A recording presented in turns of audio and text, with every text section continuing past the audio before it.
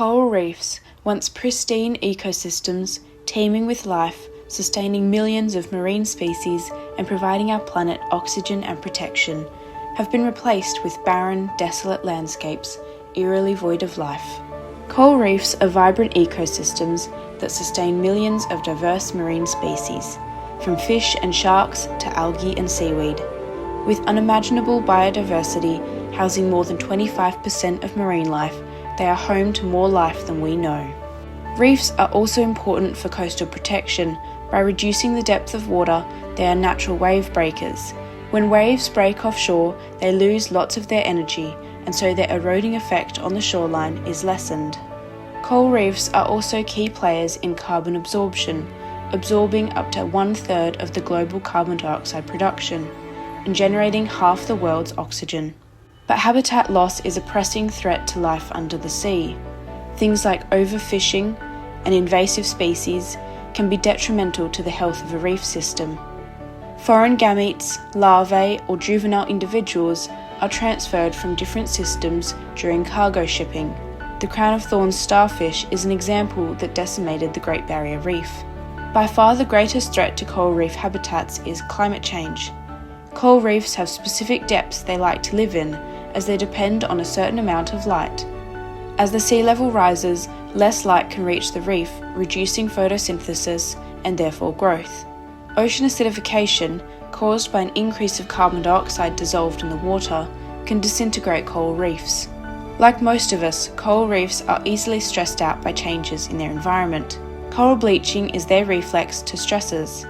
When they sense a change, they expel their algae in protest. This is what creates the ghostly white reefs. With the climate crisis worsening, our reefs are under greater threat than ever. So what can we do? Artificial reefs are built structures that imitate reefs and allow the regrowth of corals. Hello, I'm Renan Silva.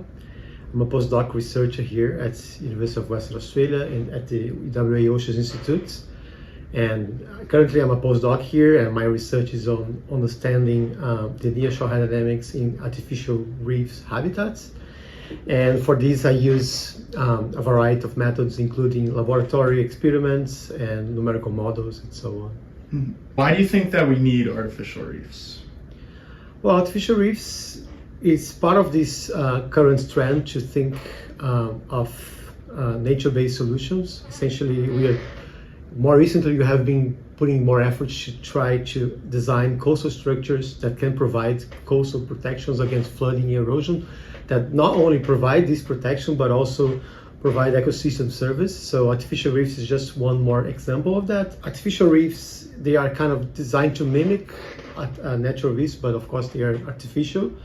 And in terms of environmental impacts, when you're adding any kind of artificial structure, or specifically artificial reef, rocky habitats, you can induce all kinds of environmental impacts associated with the local habitats that you are changing. So you can kind of have colonization of organisms like algae or oysters and so on. They're all like an integrated approach, considering different expertises and knowledge fields should be considered.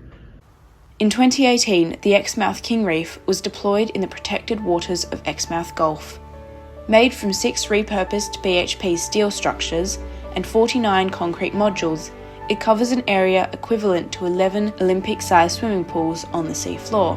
The reef now serves as a thriving habitat, providing shelter and food for marine life. Its large size and complexity makes it an ideal space for biodiversity to flourish. The reef's unique structures are designed to mimic the natural formations found in coral environments, promoting coral regrowth and providing a safe environment for a wide variety of species. In just a few years, fish populations have dramatically increased, demonstrating the reef's success. The artificial reefs have reportedly quadrupled the number of fish species within the reef structure, going from 12 to more than 50 fish species. Down the coast in 2016, 2 giant steel fish towers were placed off of Rottnest Island.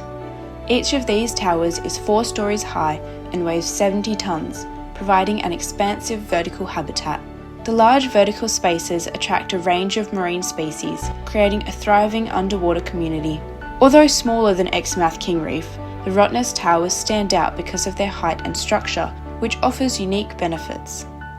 The tall, vertical design brings life into higher layers of the water column, offering shelter and feeding opportunities for larger species, particularly pelagic species, which makes it a recreational fishing hotspot. Whereas the horizontal complexity of the Exmouth Reef provides a great surface area for coral attachment. Together, these efforts show how varied artificial reefs can be, depending on the needs of the ecosystem. While no artificial reef can fully replace a natural one, these projects demonstrate our ability to help marine ecosystems recover and adapt to the changing climate. Artificial reefs aren't just about preserving marine life, they are about giving our oceans a second chance. With careful planning and sustained effort, we can restore the balance that has been lost and ensure that future generations witness the vibrant, thriving oceans we've known. Our oceans are resilient.